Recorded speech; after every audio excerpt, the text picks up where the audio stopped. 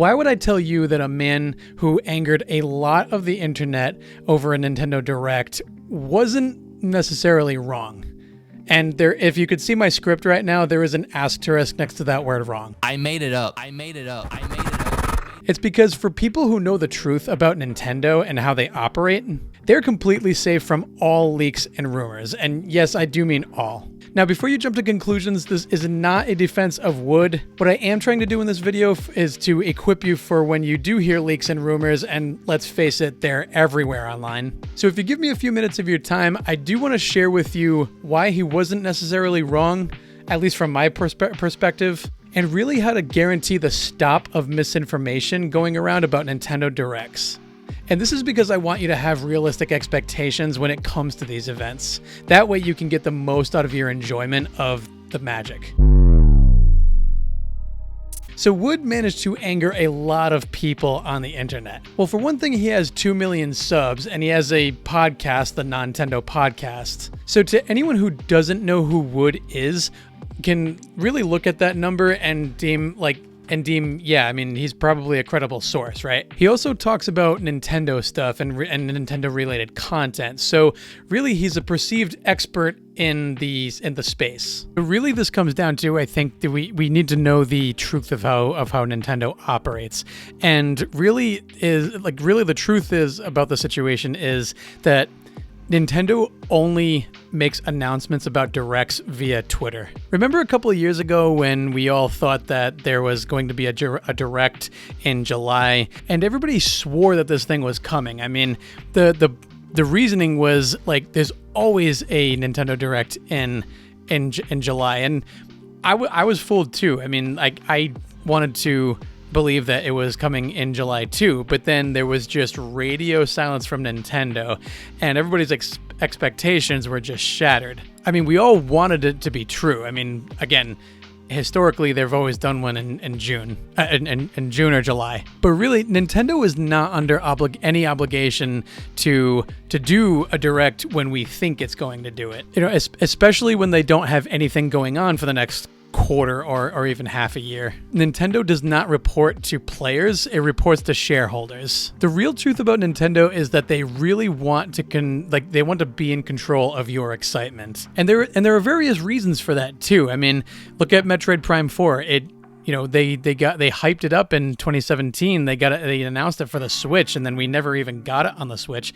Then more recently, we obviously still have some announcements for it, and we see it coming to the Switch 2 and the Switch 1, but we still don't even have a date for it yet, and it's 2025. The longer the hype lasts, the bigger it just builds up, and then it explodes. So then we have these higher and higher expectations of what the show's going to be, and it's either going to meet or not meet those expectations. That's why at max, Nintendo gives only a 2 to 3 day warning. So that's why at max, Nintendo only gives a 2 to 3 day announcement window for when it's going to happen. There's really not much time in between those 2 days for excitement to build. I mean, yeah, we do get our hopes up for what we think is going to come, and then we have all these predictions about what it's going to be.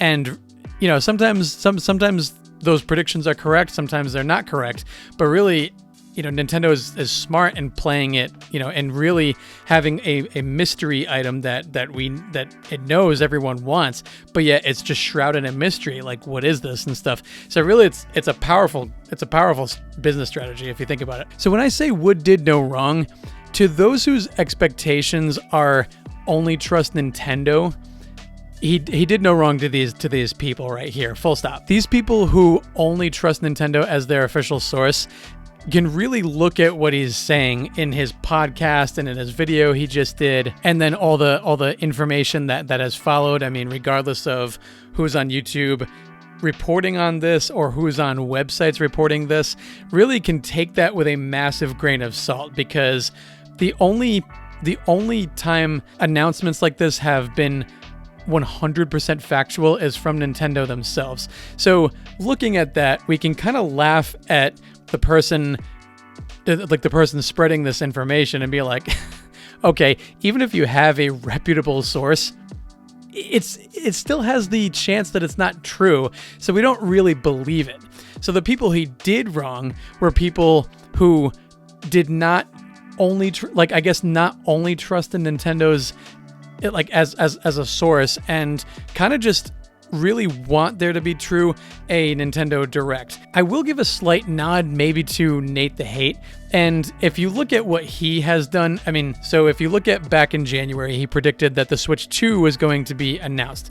At that time, we didn't know that it was called the Switch 2. So either the Switch, Nintendo's new hardware was coming, and there was going to be an announcement in January. And lo and behold, he did get that right. And when you look at his behavior, he doesn't go blasting it out. Like, he doesn't go hyping it up. He doesn't, like, he just kind of says, like, you know, once he's like 99% sure, because he doesn't want his reputation to be damaged, like he will confirm. Even me, someone who's a complete nobody, when I see a Nintendo rumor going around, I even tagged Nate the Hate one time and said, Nate, do you think this is true?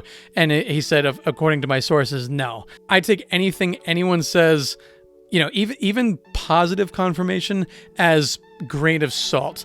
And, you know, because I don't want to get my hopes up unnecessarily. So again, sticking to that main source of Nintendo Twitter as the main source, really, you can do no wrong doing that. The problem with what Wood did, I mean he is a massive YouTube channel with almost 2 million subscribers, and you know, did play into people's expectations and stuff. So, I mean, take what you will of his video. I don't care, because I only trust Twitter, and I did find the video kind of funny. To anybody who is susceptible to that type of thing, I can definitely see why you would be angry at Wood. So really, how do we guarantee the stop of spreading of misinformation about Nintendo Directs? The spread happens when we veer away from the truth, when we entertain ideas that we want to be true rather than what we trust. And I think that can kind of build up a euphoric sense of mind. I mean, who doesn't want Metaphor Refantasio on the Switch 2? Who doesn't want Animal Crossing on the Switch 2? I mean, we all want those things, obviously, but like when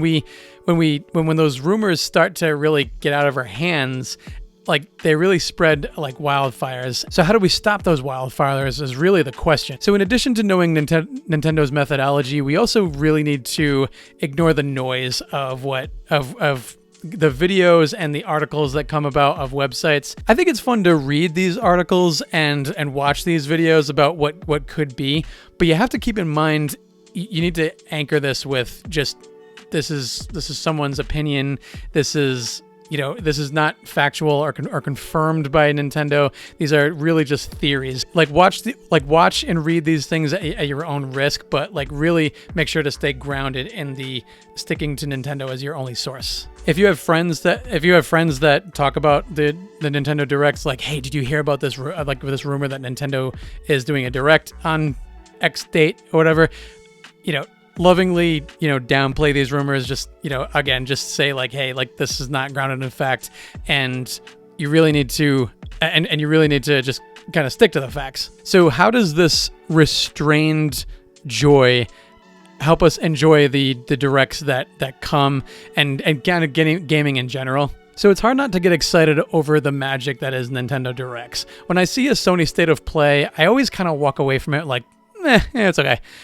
Xbox does a pretty good Direct, but I don't really think anyone quite does it like Nintendo. It's kind of got that Disney magic a little bit. I wasn't even sold on Donkey Kong Bonanza until the last one, and then the reviews started coming out, and I was all like, oh man, this wasn't even on my bingo card. I'm gonna probably get this one for my birthday. Really, we live in a world in which we buy more games than we can actually finish. But it presents this kind of pseudo problem. It's a big first world problem.